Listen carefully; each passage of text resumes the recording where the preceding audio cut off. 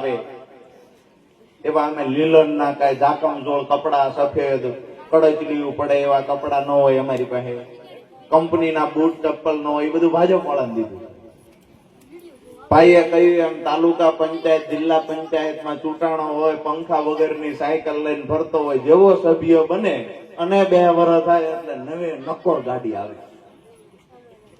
પાછી એના ઘરેથી બહેનો હોય, ભાજપના હોદ્દેદારોમાં એવું એમના ઘરેથી બહેનો હોય, એ પાછા પિયરમાં જાય, દેરાણા જેઠાણામ જાય, એ એટલા પોળા પોળા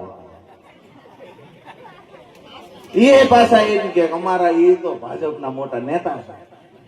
એટલે 5 બહેનો પાછા પ્રસંગમાં આવે એટલે ખુરશી દેવાય, આ તો ફલાણા ભાઈના ઘરેથી છે, ખુરશી દેવું.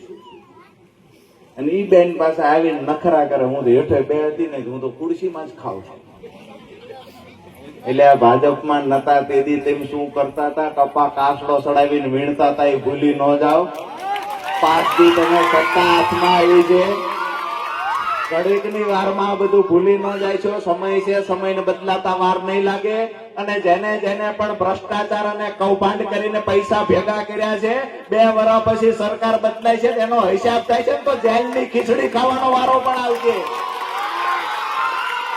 આપણે બધાને વિનંતી કરીએ કે અહીંયા લોકોની તાકાત તંત્રની તાકાત કરતા વધારે છે.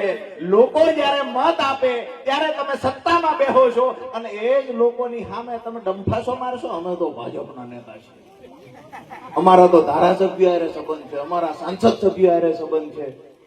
એટલે જેની હારે સંબંધ હોય અમારી બહેનો નક્કી કરી લે છે કે આ વખતે મત નથી દેવાનો. ભાઈઓને ગમે એમ કરીને પોહલાવી લેજો, બેન મન બનાવી લે છે ને તો હાવણેથી સફાઈ એવી કરશે કે કમળને ઉગવા નહીં દે ધોલેરા આજુબાજુ. બહેનો મન બનાવી લેવાનું છે ને આ વખતે સફાઈ.